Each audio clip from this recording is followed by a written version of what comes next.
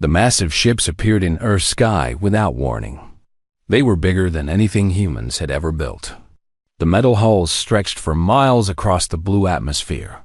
People on every continent stopped what they were doing and looked up in fear and wonder. Admiral Zethkar stood on the bridge of his flagship, the Eternal Dominion. He was a tall creature with 4 arms and skin that looked like polished stone. His species, the Kethmari, had conquered 47 worlds in the past century. Today would be number 48. Begin the announcement, he told his communications officer. The message went out on every radio frequency, every television channel, every internet connection on Earth. The translation was perfect, fed through computers that have been studying human languages for decades. People of Earth, the voice said, you are now part of the galactic hegemony. Your planet has been classified as a slave world. Your species will serve the greater good of the galaxy. In the United Nations building in New York, delegates sat in shocked silence. The Secretary General, Maria Santos, felt her hand shake as she gripped the podium. This cannot be real, whispered the Russian ambassador. But it was real. The alien ships hung in the sky like metal clouds, blocking out the sun in some places. Their weapons could be seen glowing beneath their hulls. Weapons that could turn mountains into glass. Admiral Zethkar had studied the humans for a long time. His science teams had watched their wars, counted their weapons, measured their technology. The humans were still using chemical rockets to barely reach their own moon. Their most powerful bombs were laughable compared to what the hegemony possessed. Their planet was dying from pollution and climate change. Their nations fought each other over resources and old grudges. They were perfect slaves, desperate enough to accept help, weak enough to control. Sir, his tactical officer reported, we are detecting movement from their military forces. Zethkar's 4 eyes focused on the display screens. Human aircraft were rising to meet his fleet. Tiny fighter jets and bombers, moving like insects against his massive ships. Let them come, he said with what humans would call a smile.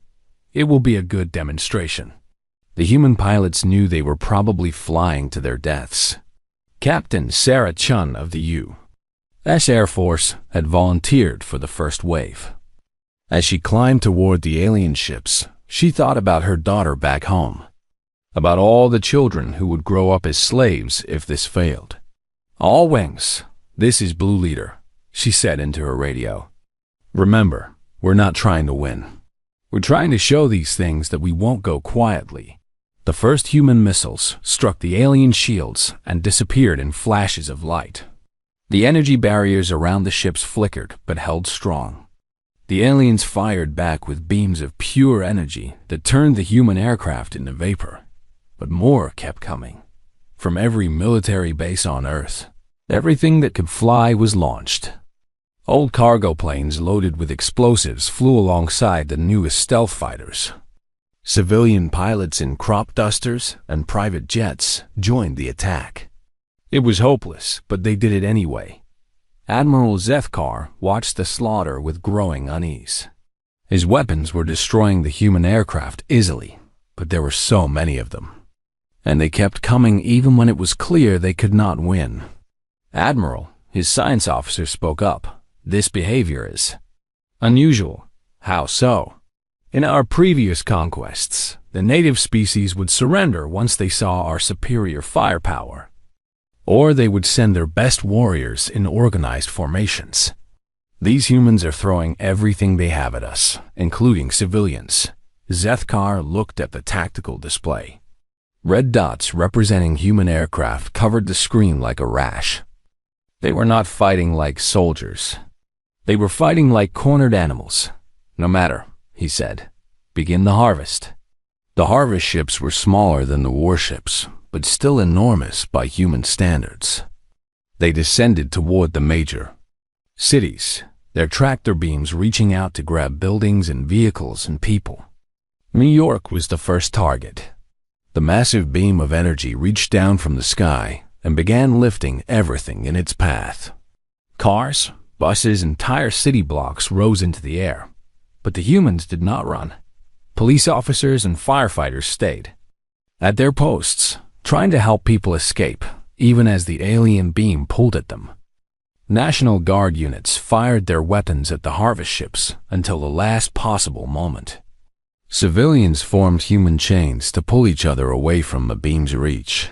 Maria Santos stood on the roof of the UN building as it began to rise into the air.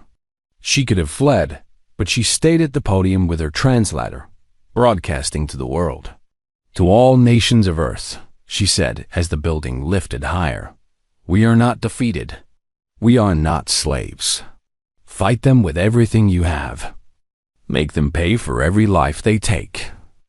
The signal cut off as the building disappeared into the alien ship. Similar scenes played out across the globe. In London, the Queen refused to leave Buckingham Palace. In Moscow, the president armed himself and fought alongside his bodyguards. In Beijing, millions of people poured into the streets, not to surrender, but to throw rocks and bottles at the alien ships. Admiral Zethkar received reports from all his harvest commanders. The collection was proceeding, but slowly, much more slowly than expected. "The humans are interfering with the tractor beams," one commander reported. "They are using explosives to collapse buildings before we can lift them. They are destroying their own infrastructure rather than let us have it. And the specimens we have collected are problematic," another added. "They refuse to be processed. They attack the guards. Some have killed themselves rather than submit." Zethkar's confidence began to crack. In 47 previous conquests, the native species had been grateful when the killing stopped. They had cooperated with the harvest, hoping to earn better treatment. These humans seemed to prefer death to slavery. "Double the guard on the specimen holds," he ordered, "and increase the pace of collection. I want this planet stripped clean within the week." But even as he gave the orders, Zethkar felt something he had never felt before during a conquest. He felt uneasy. The humans were weak, their technology primitive, their planet dying. But they fought with a fury that disturbed him. It reminded him of stories his grandmother had told him as a child. Stories about creatures that were more dangerous when wounded than when healthy. Creatures that would tear their own limbs off to escape a trap. He dismissed the feeling and focused on his duty. Earth would fall, like all the others. The humans would learn their place in the galactic order. He had no way of knowing that the real war had not yet begun. The problems began almost immediately after the first harvest ships landed on Earth's surface. Commander Vextal had overseen dozens of planetary harvests before. His job was simple: collect the strongest specimens for labor, eliminate the weak, and establish order among the new slaves. It had never taken more than a few days. 3 weeks after landing, he was still fighting street by street, through what the humans called London. Status report. He barked into his communicator as another explosion shook his command. Post. Sector 7 is still contested. Came the reply from Captain Yorthka. The humans have fortified their underground transport system. Every tunnel is trapped with explosives. We clear one section and they attack from behind. Vextal looked at his tactical display with growing frustration. The red areas showing human resistance should have been shrinking. Instead, they seemed to be growing. His forces controlled the main buildings and roads, but the humans controlled everything else. What about the specimens we have collected? Are they providing useful intelligence? That is problematic, sir. Vextal felt his blood temperature rise. Explain. The humans refuse to cooperate under interrogation. We have tried pain stimulation, fear conditioning, and reward systems. Nothing works. They either say nothing or give us false information. This was wrong. All wrong. In every previous harvest, there had always been collaborators. Weak individuals who would trade information for better treatment. Leaders who would surrender to save their people. Someone who would help establish order, not the humans. They seemed to have no concept of reasonable surrender. A new report crackled through his communicator. "Sir, this is Harvest Team 12. We've encountered another anomaly." "What kind of anomaly?" "We found a group of young humans in an educational facility. When we moved to collect them, the adult humans attacked us with primitive weapons and explosive devices. They fought to the death to protect the younglings." Vextel paused. "The adults sacrificed themselves for offspring that were not their own?" "Yes, sir." "And the younglings?" "They did not run when the adults fell. They continued fighting with improvised weapons." This violated everything Vextel knew about civilized behavior. Adults protecting their own young was normal. But protecting the young of others, and young fighting instead of fleeing, suggested a level of group loyalty that bordered on mental illness. "Sir," another voice interrupted. "Medical team reporting. We need to discuss the human specimens." Dr. Melteran was the fleet's chief zoobiologist. She had studied hundreds of species and thought she understood the basic patterns of intelligent life. The humans were breaking all of her theories.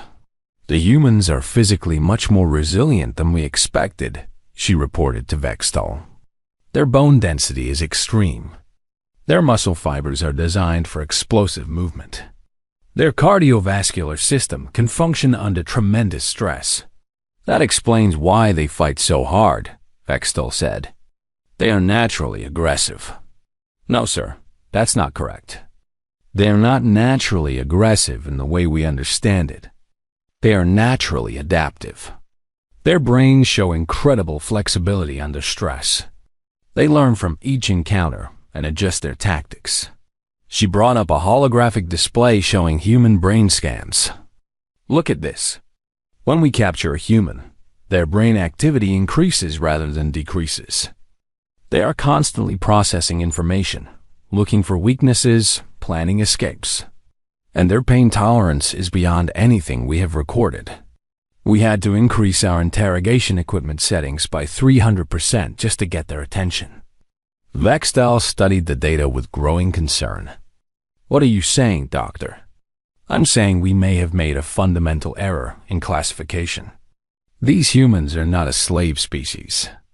They are a predator species that happens to be technologically behind us." The implications hit Vextel like a physical blow. Predator species were never harvested. They were either allied with or eliminated entirely. There was no middle ground. "That's impossible," he said. "Look at their planet. They fight among themselves constantly. They poison their own air and water. They cannot even unite their own species." "Sir," Dr. Melteran said carefully, "what if that behavior is not a sign of weakness? What if it is training?" Before Vextel could respond, alarms began blaring throughout the command ship. Emergency lights bathed the bridge in red. "Report," Vextel shouted. "Sir, we're detecting massive energy signatures from the outer system. Something is approaching fast." The main display screen lit up with sensor data. Dozens of objects were moving toward Earth from the asteroid belt and the outer planets. They were moving too fast to be natural objects, but they did not match any known human technology. Admiral Zethkar appeared on the communication screen from his flagship in orbit. His 4 eyes were wide with concern. "Commander Vextel, what is your assessment of the surface situation?" "The harvest is proceeding, but resistance is much stronger than anticipated. Admiral, we may need to revise our classification of this species." "That may not be necessary," Zethkar said grimly. "We have a larger problem. Long-range sensors are detecting incoming vessels. Hundreds of them. Human reinforcements? That's impossible. We monitored their space capabilities for decades. They have barely left their own moon. That's what we thought. But these ships are not coming from Earth. They are coming from throughout the system. Hidden bases, asteroid mining operations, deep space stations that we never detected. The tactical officer's voice cut through the conversation.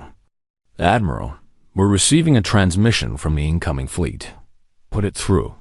The voice that came through the speakers was human, but calm and cold in a way that made Vextel's skin crawl. Attention Galactic Hegemony Forces. This is Admiral Rachel Morrison, commanding the Soul Defense Network. You have 30 minutes to release all human prisoners and withdraw from Earth orbit. After that time, we will begin shooting. Zethkar's translator worked frantically to process the human's words. Soul Defense Network? Admiral Morrison, our records show no such organization. The human woman's laughter was not pleasant. Your records are incomplete. We've been watching you watch us for a very long time. Did you really think a species that survived ice ages and asteroid impacts would put all their eggs in one basket? Vextel felt his confidence evaporating. Admiral, request permission to accelerate the harvest. If there are hidden human forces, we need to... Commander, the human voice interrupted. Let me save you some time. Your ground forces are surrounded. Your ships are outnumbered. And every day you stay makes things worse for you. You're bluffing, Zethkar replied. Our ships are superior to anything you could build. Are they? Let's find out. The communication ended. Within minutes, the first human ships entered visual range. They looked nothing like the primitive rockets the hegemony had observed. These vessels were sleek, dark, and moved with a precision that spoke of advanced technology and experienced crews.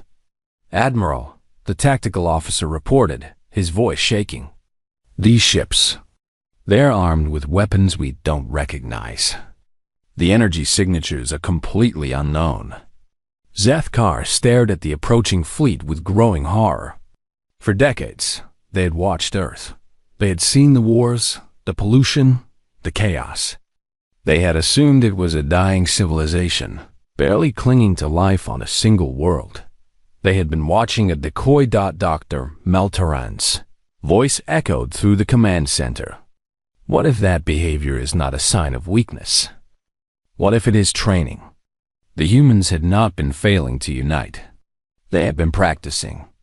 Every war, every conflict, every struggle had been preparation for this moment. While the visible human civilization on Earth drew attention, the real human empire had been growing in secret throughout the solar system. And now that empire was coming to collect its people, Vextel looked at his tactical display one more time. The red zones of human resistance on Earth's surface suddenly looked different.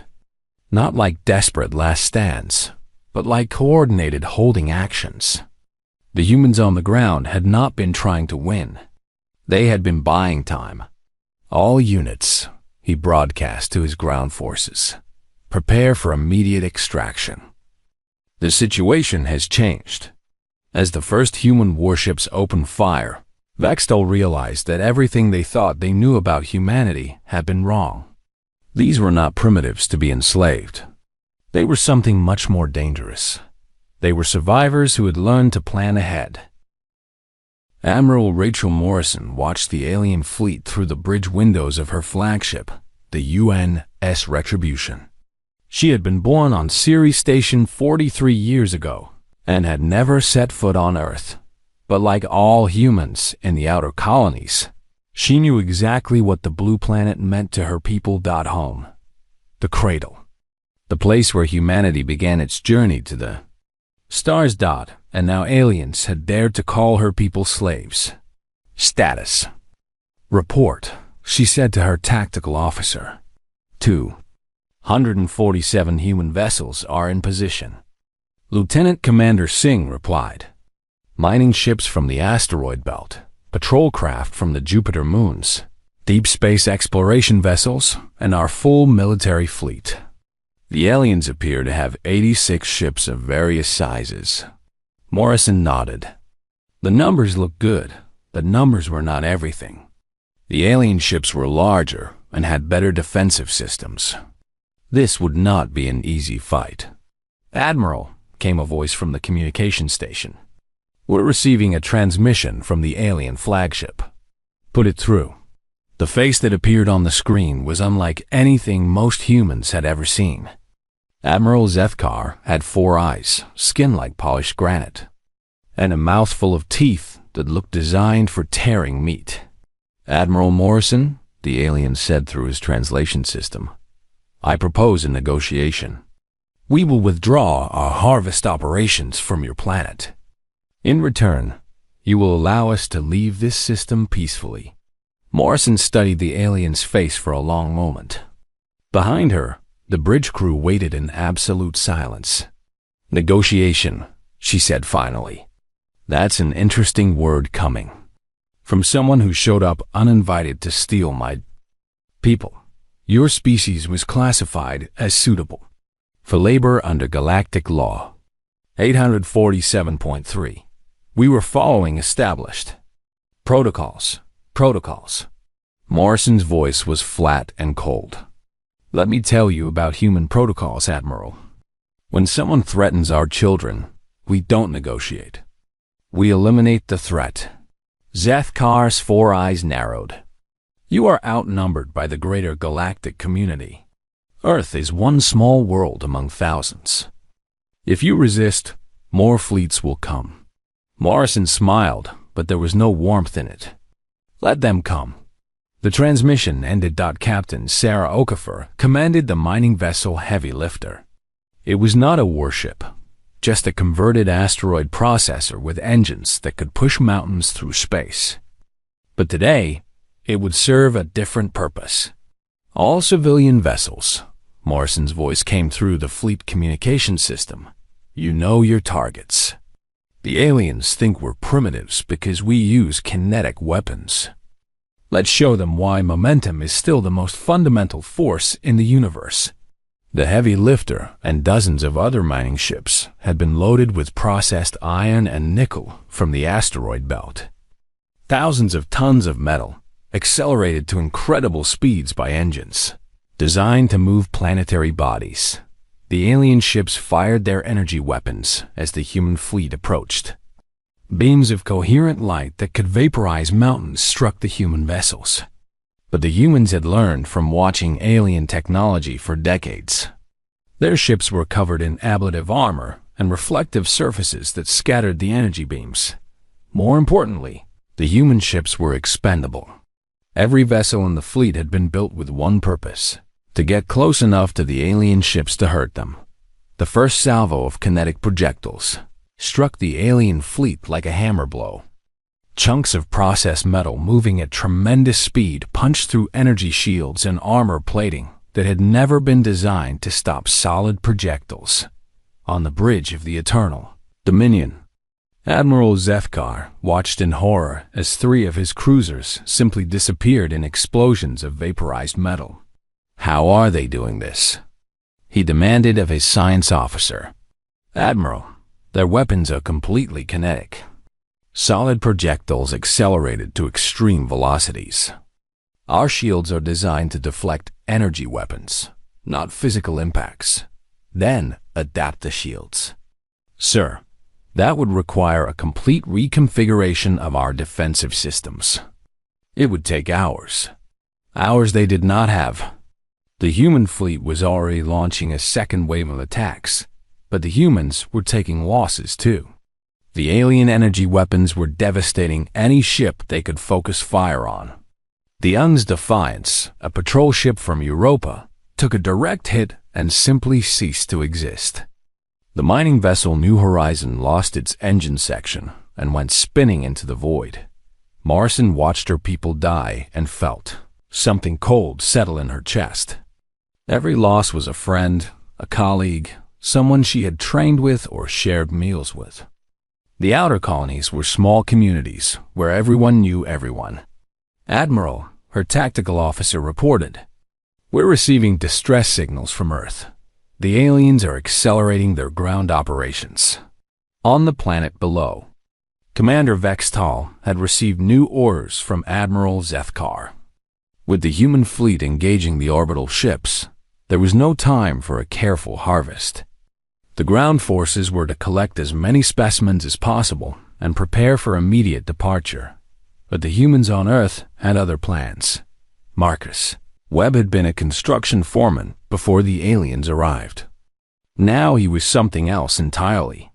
He stood in the ruins of downtown Chicago, surrounded by a makeshift army of police, firefighters, construction workers, and ordinary citizens who had picked up weapons. "Listen up," he shouted over the sound of alien aircraft overhead. "Those ships up there are fighting for us. Our job down here is simple. Make sure the aliens can't take anyone else." The plan was desperate but effective. Every major city had been evacuated into the underground systems, subways, storm drains, utility tunnels, abandoned mines. The humans had turned their own cities into traps. When the alien harvest ships came down to collect more people, they found only empty buildings rigged with explosives. And when they tried to follow the humans underground, they found themselves in a nightmare of booby traps and ambush. Sergeant Kim Patel had been with the British Special Air Service before the invasion. Now she led a mixed group of soldiers and civilians through the London Underground, striking at alien patrols and disappearing before they could respond. "The key is mobility," she explained to her team as they prepared another ambush. "We know these tunnels better than they do. We hit them hard, kill as many as we can, and vanish. Make them afraid to leave their ships." The tactics were working. The alien ground forces found themselves trapped in urban warfare against an enemy that refused to fight fair. Every building could hide snipers. Every sewer entrance could conceal a bomb. Every civilian could be carrying weapons. Commander Vestal's carefully planned harvest operation was falling apart. His troops were taking casualties in every engagement, and the specimens they managed to collect were minimal compared to their losses. "Sir," his communications officer reported, "Admiral Zethkar is ordering immediate evacuation. The orbital battle is not going well. In space, Admiral Morrison's fleet was paying a terrible price for every alien ship destroyed. But they were winning. The human ships moved with a coordination that spoke of long practice and careful planning. They used the asteroids and debris fields as cover, striking from unexpected angles and vanishing before the aliens could retaliate effectively. Most importantly, they fought with a fury that the aliens had never encountered. Human pilots rammed their ships into alien vessels when their weapons ran out. Damaged human ships continued fighting even when their hulls were breached and their crews were dying. Admiral Lieutenant Commander Singh reported, "The alien flagship is trying to retreat." Morrison looked at the tactical display. The alien fleet was indeed pulling back, but slowly and in good order. Too many of her people had died to let the aliens escape clean. "All ships," she broadcast. "Primary objective is rescue of Earth survivors. Secondary objective is ensuring these aliens never come back." The UN's Retribution and her escort ships accelerated toward the alien flagship. The Eternal Dominion was massive and heavily armed, but it was also damaged from the kinetic bombardment and outnumbered. On the bridge of his flagship, Admiral Zethkar faced a decision he had never had to make in 47 previous conquests. For the first time in his career, he was losing. "Admiral," his tactical officer called out, "the human flagship is closing on our position. They're charging weapons." Zethkar looked at the display screen showing the approaching human ship. It was smaller than his vessel, built for function rather than intimidation. But it moved with a purpose that chilled him. These humans did not fight for territory or resources or political advantage. They fought for something he was only beginning to understand. They fought for each other. "Signal the fleet," he ordered. "General, retreat. Abandon the harvest." But even as his ships began their escape from the Sol system, Admiral Zethkar knew that this was not over. The humans had revealed themselves now. The galaxy would know that there was a predator species hiding in this small corner of space, and the galaxy would have to decide what to do about it. As the last alien ship disappeared into hyperspace, Admiral Morrison began the long task of rescuing human survivors from Earth and counting their losses. The battle was won, but the war was just beginning. The humans had announced themselves to the galaxy in the most violent way possible. There would be consequences. The Galactic Council Chamber was a vast sphere of polished crystal that floated in the zero gravity at the center of Nexus Prime. Representatives from hundreds of species had gathered for an emergency session. Their various forms of breathing apparatus, creating a symphony of hisses and clicks in the artificial atmosphere. High Counselor Ithlara called the assembly to order with a pulse of bioluminescent light from her tentacled body. As the eldest member of the council, she had witnessed the rise and fall of dozens of civilizations. She had never seen the chamber so filled with fear. We are here to address the failure of the Sol System harvest and the emergence of what appears to be a previously unknown military force, she announced. Admiral Zethkar will provide his report. The Kethmari Admiral's image appeared in the center of the chamber. He looked older than when he had departed for Earth. His stone-like skin cracked with stress lines.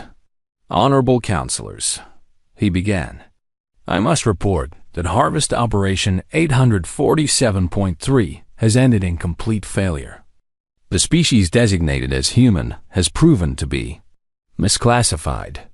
A ripple of concerned sounds echoed through the chamber. Harvest operations had never failed completely. Some took longer than others, required more resources, but they always succeeded eventually. Define misclassified, said Counselor Rexstick, whose insectoid species controlled 12 sectors. Zethkar's 4 eyes dimmed with what humans would recognize as shame. The humans are not a primitive slave species, as our scouts reported.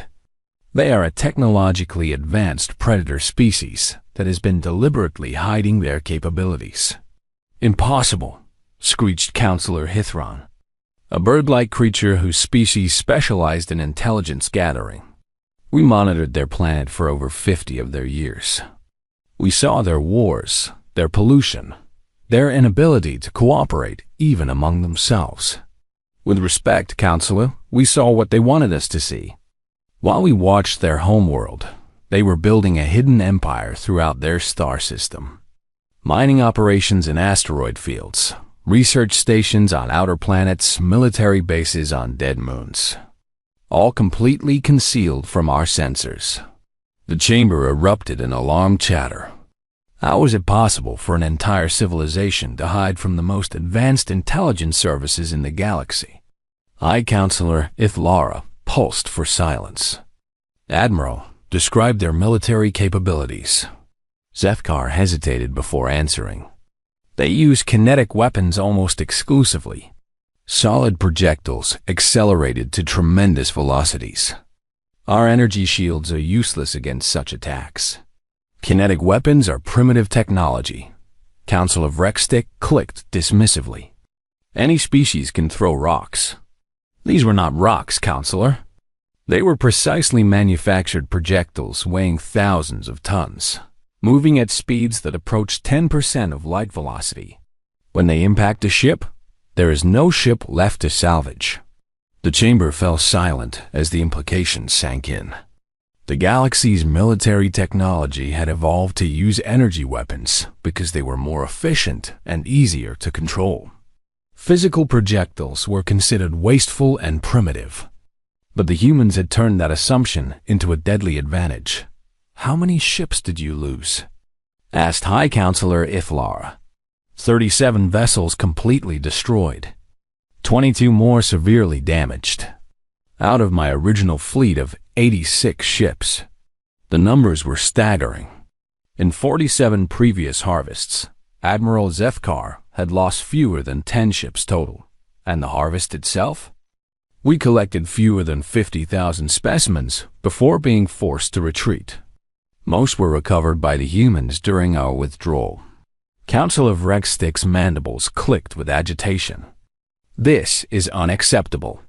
No single species can be allowed to resist the galactic hegemony. If the humans are permitted to defy us, others will follow their example. Murmurs of agreement rippled through the chamber. The stability of galactic civilization depended on the understanding that resistance was futile. If that changed, everything would collapse into chaos. What do you propose? High Counselor Ithlara asked. A punishment fleet. Council of Rexstick replied without hesitation. 500 ships from a dozen species. We glass their entire system and serve notice to the galaxy that rebellion has consequences. Seconded, said Counselor Hithron. The human species must be eliminated completely. We cannot allow their defiance to inspire others.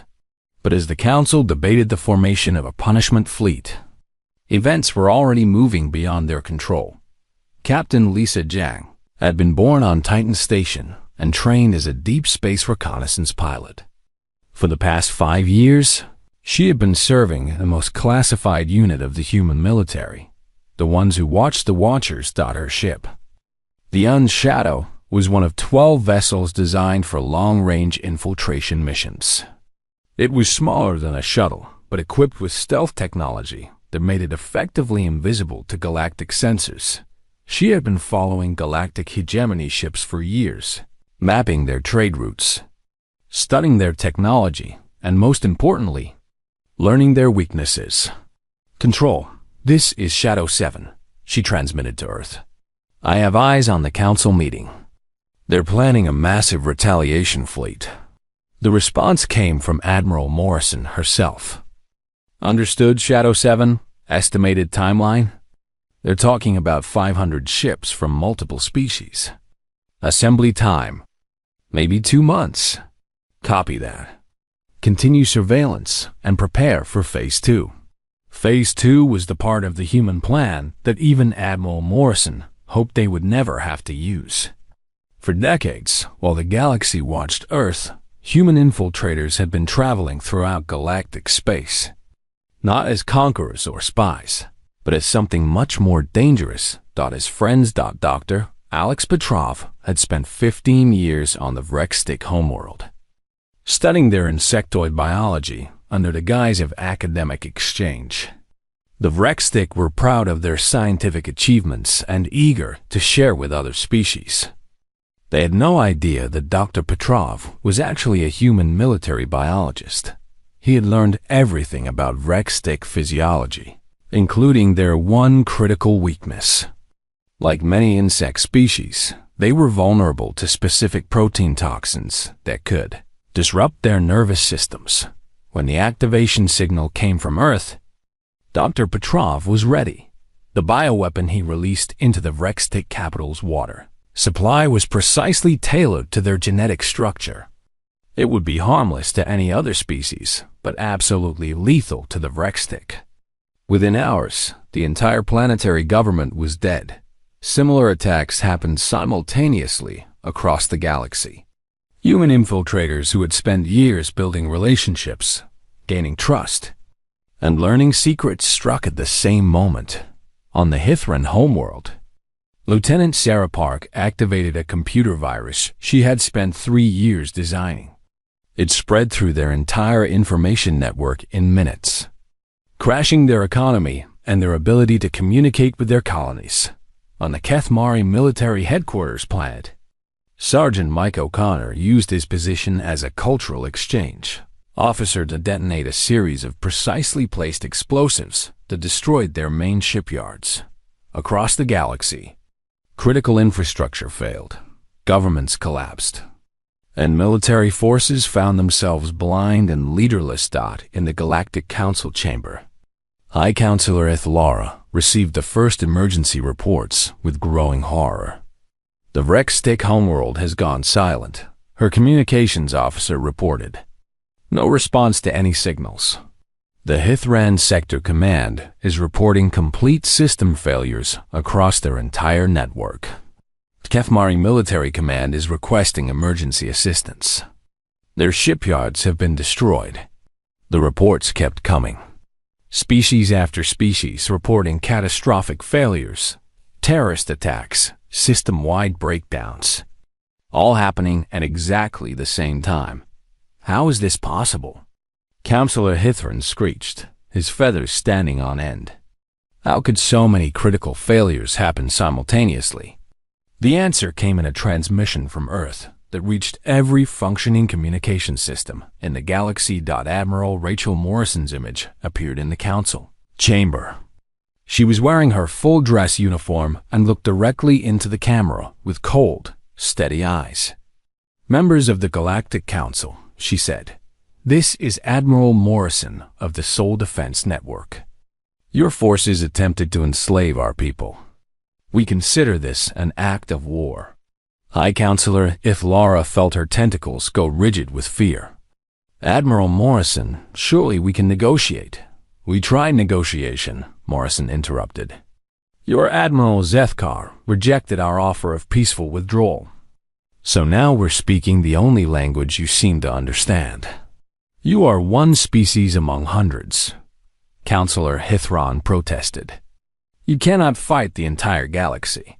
Morrison smiled, but it was not a pleasant expression. "We're not fighting the galaxy, Counselor. We are the galaxy.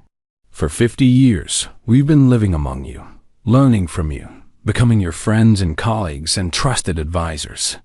How do you think we learned so much about your military capabilities?" The terrible truth began to dawn on the council members. The humans had not just been hiding on the outskirts of galactic civilization. They had been infiltrating it. Every world, every station, every ship in your space has humans on it, Morrison continued. They've been there for decades, preparing for this day. And now that you've threatened our homeworld, they have their orders. What do you want? High Counselor Ithlara asked, her voice barely a whisper. What we want, Morrison said, is very simple. You leave humanity alone. Forever. 6 months after the failed harvest of Earth. The galaxy was dying. High Counselor Ithlara floated in the ruins of what had once been the most magnificent conference chamber in known space. The crystal walls were cracked and darkened, life support systems failing, and half the delegate positions empty forever. The Rextic homeworld was silent. An entire species of 12 billion individuals simply gone.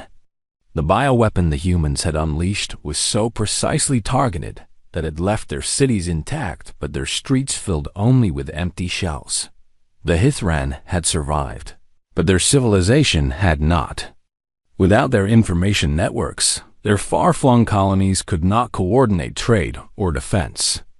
Pirates and warlords picked off their outer worlds while their core systems struggled with economic collapse and civil war. The Kethmari military machine, once the backbone of galactic hegemony enforcement, was crippled. Their shipyards destroyed, their command structure decapitated. Their remaining fleets scattered and demoralized. And still the humans were not finished. Counselor, her aide whispered, we're receiving another transmission from the Sol system. Indalara's tentacles drooped with exhaustion.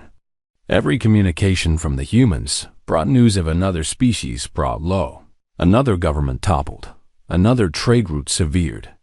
Admiral Morrison's face appeared on the cracked display screen. She looked exactly the same as she had 6 months ago. But somehow the calm in her eyes had become even more frightening. High Counselor, Morrison said with polite formality, I thought you should know that the Zeftai have agreed to our terms. The Zeftai had been one of the few species to maintain neutrality in the growing conflict. Their merchant fleets carried goods throughout the galaxy, and their banks financed trade across hundreds of worlds. If they had surrendered to human demands, what terms? Ithlara asked, though she suspected she already knew. Complete withdrawal from all human-claimed systems. Recognition of human sovereignty. And most importantly, they've agreed to stop using slave labor entirely. The economy will collapse, Ithlara protested weakly. Half the galaxy's infrastructure depends on forced labor. Morrison nodded. Yes, it will. That's the point. The revelation of human infiltration had led to a galaxy-wide witch hunt as species tried to identify and eliminate human agents. But it was already too late. The humans had not just infiltrated governments and militaries. They had become part of them. Dr. Elena Vasquez had been the chief medical officer on the Yithkan homeworld for 20 years. The Yithkan trusted her completely, which made it easy when she convinced them to accept a new vaccination program for their children. The vaccine was real and effective against a dozen common diseases. It also contained a genetic marker that would make the Yithkan completely sterile if they ever attacked human space. "We're not monsters," she explained in her final transmission before evacuating. "Your children will live full, healthy lives. They just won't be able to have children of their own unless you keep the peace." Professor James Kim had taught galactic history at the University of Nexus Prime for 15 years. His students loved him for his passionate lectures about the rise and fall of civilizations. None of them suspected that he was rewriting their textbooks in real time, gradually changing the historical narrative to make human values seem more reasonable and attractive. When the crisis began, half of his former students were already in positions of influence throughout the Galactic Council bureaucracy. They carried his ideas with them, spreading human concepts of individual rights and species, autonomy like a philosophical virus. Captain Maria Santos had spent a decade as a shipping coordinator in the Galactic Commerce Authority. She knew exactly which trade routes were critical to which species, which resources flowed where, and what would happen if those flows were suddenly interrupted. When she activated the computer, viruses she had been quietly installing for years, she did not destroy the galactic economy. She redirected it. Critical shipments began arriving late or at the wrong destinations. Payment systems developed glitches that always seemed to favor human-friendly species. Trade agreements mysteriously disappeared from computer databases. But perhaps the most devastating attack came from someone whose existence the Galaxy Council had never suspected. Admiral Morrison received a priority transmission from Agent Phoenix, humanity's highest-placed asset in the galactic government. "Admiral," the familiar voice said, "it's time for the final phase." For 30 years, Agent Phoenix had been the Galactic Council's most trusted military advisor. They had guided strategy decisions, recommended resource allocations, and helped plan the expansion that had brought slavery to a dozen new species. They had also been feeding every piece of information back to Earth. "Understood, Phoenix. Execute Operation Prometheus." Agent Phoenix walked into High Counselor Ithlara's private office as they had done thousands of times before. The counselor looked up from her displays, showing the latest reports of system failures and economic collapse. "Phoenix," she said wearily, "please tell me you have some good news." "I do have news," Agent Phoenix replied, removing their translation device and speaking in perfect human English for the first time in 3 decades. "Though I doubt you'll find it good." Ithlara's tentacles went rigid with shock. You're human." "Yes, and I've been sending every military secret, every strategic plan, every weakness of every species in the galaxy back to Earth since before you were born." The High Counselor's breathing apparatus wheezed as her respiratory system struggled with the shock. "That's impossible. Phoenix has been with the Council for 30 years. We scanned you, tested you, verified your genetic structure." Agent Phoenix smiled sadly.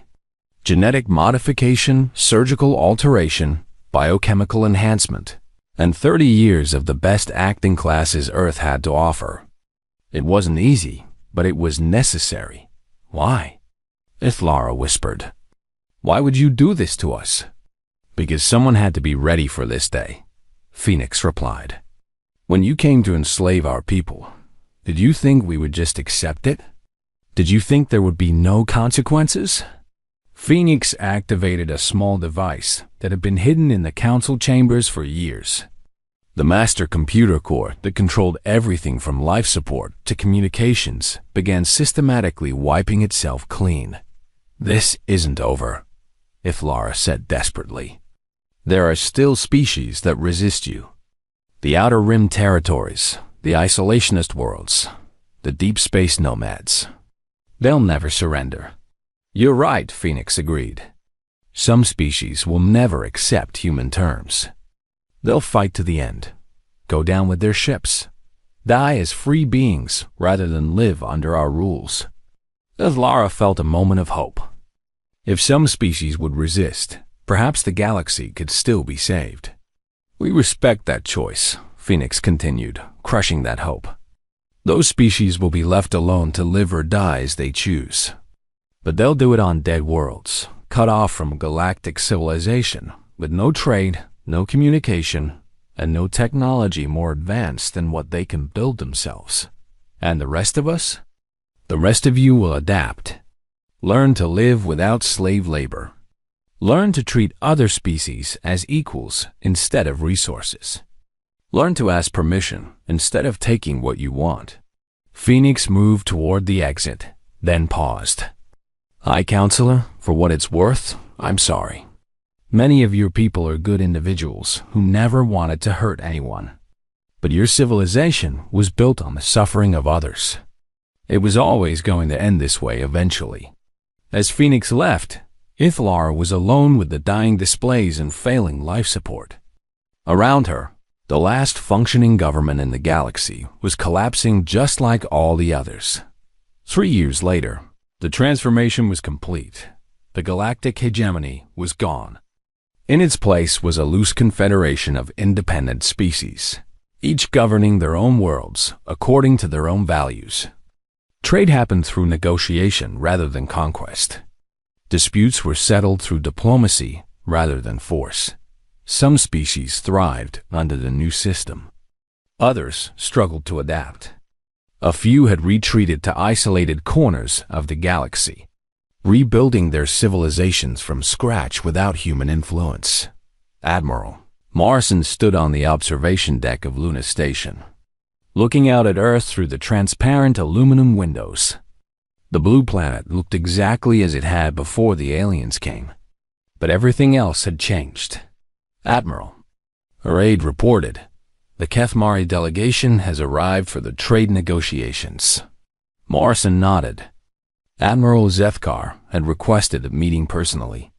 The former Hegemony Fleet commander now governed one of the few remaining Kethmari worlds, trying to build a new society from the ashes of the old one. "Any weapons detected in their diplomatic party?" "No, Admiral. They've been very careful to follow all protocols." Morrison allowed herself a small smile. 3 years ago, the idea of alien species asking permission to enter human space would have been unthinkable. Now it was routine. She made her way to the conference room where Zethkar was waiting. The former admiral looked older, his stone-like skin marked with stress fractures, and his 4 eyes dimmed with what humans would recognize as regret.